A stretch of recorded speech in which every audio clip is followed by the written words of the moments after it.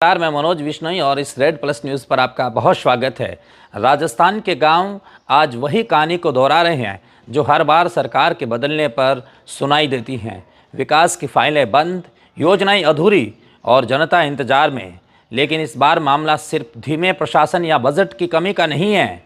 यह मामला सीधे केंद्रीय वित्त आयोग से जुड़ा है, जिसने राजस्थान को मिलने वाला लगभग 3000 करोड़ का फंड 1.5 साल से रोक के रखा है। और ये वही फंड है जिससे गांवों में पेयजल की लाइनें बिछती हैं, शौचालय बनते हैं और कचरा प्रबंधन के प्लांट खड़े होते हैं और पंचायतों के चुने हुए प्रतिनिधियों को मानदेय मिलता है। यानी वही योजनाएं जिन पर ग्रामीण भारत आज खड़ा है, वे आज फंड न मिलने की वजह से योजनाएं ठप पड़ी है। सरकार यानी कि राजस्थान की सरकार कह रही है कि पंचायत चुनाव को ओबीसी आरक्षण प्रक्रिया और एसआईआर सर्वे के कारण नहीं कराया जा सका, जबकि केंद्रीय वित्त आयोग की गाइडलाइन साफ कहती है कि जो राज्य समय पर चुनाव नहीं कराएंगे उन्हें फंड नहीं मिलेगा। सवाल यह है कि जब नियम पहले से साफ थे तो फिर परेशानी क्यों बढ़ने दी गई।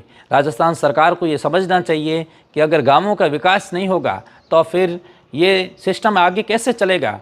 राजस्थान के गांवों का भविष्य किसकी देरी की भेंट चढ़ गया है, केंद्र की सख्ती की या फिर राज्य की तैयारी की कमी की। और ये कहानी राजस्थान की लगभग 11,310 ग्राम पंचायतों की कहानी है, जिनका कार्यकाल कहूँगा कि जनवरी से लेकर अक्टूबर तक अलग अलग महीनों में समाप्त हो गया है। चुनाव होने चाहिए थे, प्रतिनिधि नए बनने चाहिए थे, नए नेता पनपने चाहिए थे, लेकिन राज्य सरकार ने मौजूदा सरपंचों को ही प्रशासक बनाकर काम जारी रखने के आदेश दे दिए। और समस्या यहाँ और गहरी है, इन प्रशासकों को पिछले 1 साल से मानदेय नहीं मिला है। यानी कि 11,320 सरपंच और 1,09,000 से अधिक पंच, ये सब आज बिना वेतन के गांव चला रहे हैं। स्थिति यह है कि इन पंचों ने अब ग्राम सभा की बैठकों में आना तक बंद कर दिया है, क्योंकि हर बैठक में उनको मिलने वाले 250 रुपये भी अभी तक रुके पड़े हैं। सरकार को भी 6,600 रुपये जो सरपंच को दिए जाते हैं, वे भी सरकार उन सरपंचों को नहीं देती हैं। यानी कि सरपंचों को भी 6,600 रुपये प्रति माह मिलते हैं, वो सिर्फ कागज़ों में ही मिलती हैं। और ये पहली बार नहीं है, ये इतनी बड़ी संख्या में ये घटना हुई है, इतनी बड़ी कहूँगा कि समय से ये घटना हो रही है। तो प्रतिनिधि जो प्रशासनिक रूप से चुने गए हैं वो रियल में सक्रिय तो हैं, लेकिन आर्थिक रूप से वे ठप पड़े हैं। केंद्रीय वित्त आयोग के अनुसार पहली किस्त जून जुलाई 2024 में आनी थी, दूसरी नवंबर में आनी थी और दोनों मिलकर करीब 3,000 करोड़ की राशि राज्यों को मिलनी चाहिए थी, लेकिन वह नहीं मिली। कारण साफ है, राजस्थान सरकार ने चुनाव समय पर नहीं कराए। आयोग का कहना है कि जब गांवों की धुरी चुने हुए प्रतिनिधि ही मौजूद नहीं है तो फिर बजट किसके भरोसे खर्च करें और कैसे करें। और यह एक कड़ा लेकिन स्पष्ट नियम है, लेकिन राज्य का जो तर्क है वो अलग है। राजस्थान सरकार अलग बात कर रही है। सरकार ये कह रही है कि ओबीसी वर्ग का निकायवार डेटा तैयार करना बाकी था और इस वजह से चुनाव नहीं हो पाए। राज्य पिछड़ा वर्ग आयोग ने पहले सितंबर में डेटा पूरा करने का एक भरोसा दिया था, लेकिन वह समय सीमा आगे बढ़ती चली गई और इसी बीच एसआईआर यानी विशेष गहन पुनरीक्षण कार्यक्रम घोषित हुआ और चुनाव प्रक्रिया और पीछे हो गई। चुनाव टलते गए, फंड रुकता गया और बीच में फंस गया राजस्थान का गांव। लेकिन यहाँ एक और सच्चाई ये भी है कि जैसे जैसे पंचायत चुनाव की तारीखें पास आती है, सरकारों के लिए ये सिर्फ एक प्रशासनिक प्रक्रिया नहीं बल्कि ये एक बड़ा राजनीतिक जोखिम भी बन जाती है। हाई कोर्ट अप्रैल मई 2025 में चुनाव करने के आदेश दे चुका है, लेकिन सरकार के लिए असली चुनौती ये है कि यदि गांव में नतीजे उसके पक्ष में नहीं रहे तो विपक्ष से बड़ा मुद्दा बना देगा। यानी चुनाव सिर्फ विधिक बाध्यता नहीं बल्कि राजनीतिक जंग भी है। और यही वजह है कि गांव की सबसे बड़ी महत्वपूर्ण संस्था ग्राम पंचायत आज 2 सत्ता केंद्रों के बीच में फंसी हुई है। दिल्ली सरकार और राजस्थान सरकार के बीच में ये फंसी हुई है।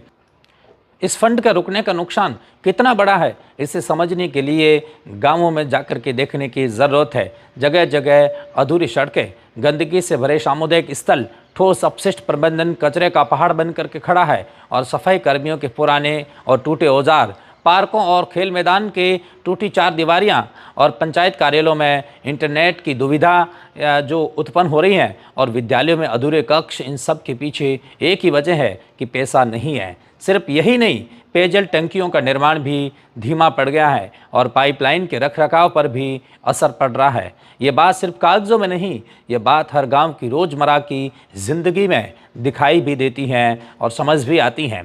राजस्थान सरपंच संघ ने सरकार को एक ज्ञापन देकर के स्थिति साफ कर दी कि केंद्र और राज्य दोनों की तरफ से फंड रुका है। 2024 और 2025 के लिए लगभग 1800 करोड़ रुपए और 2025 और 2026 के लिए लगभग 3000 करोड़ रुपए की राशि का भुगतान हुआ ही नहीं है। वजह चाहे केंद्र बताएं या राज्य, नुकसान जनता को हो रहा है। सरपंच खुद कह रही हैं कि बिना फंड के कैसे विकास कराएं, कैसे सफाई व्यवस्था को संभालें और कैसे पंचायत बैठकों को संचालित करें। पंचायतों को जिम्मेदारी मिली है पर संसाधन छीन लिए गए हैं। लोकतंत्र का ये एक चेहरा जितना चौंकाता है उतना ही एक चिंतित भी करता है और सवाल भी खड़ा करता है। लेकिन अब सवाल सीधा और स्पष्ट है, क्या फंड वापस मिलेगा? केंद्रीय वित्त आयोग नियमों से बंधा है और वह बिना चुनाव कराए फंड नहीं दे सकता। राज्य सरकार कह रही है कि वह चुनाव जल्द कराएगी, लेकिन वास्तविकता कुछ और ही है। वास्तविकता ये है कि जब तक डेटा तैयार नहीं जब तक वार्डों की लॉटरी नहीं, तब तक चुनाव की तारीखें केवल कागज़ों में होगी। गांव इंतज़ार में हैं, नेता तर्कों में उलझे हैं और पूरा सिस्टम एक ऐसी देरी को ढो रहा है जिसका खामियाजा अगले कई सालों तक भुगतना पड़ेगा।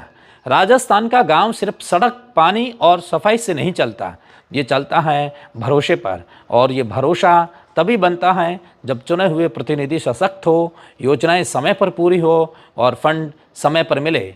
लेकिन आज हालात उलट है, फंड रुका है और विकास रुका है और पंचायत राज व्यवस्था एक ऐसी खामोशी में खड़ी है जो आने वाले समय में बड़ी और राजनीतिक एक सामाजिक चुनौती भी बन सकती है।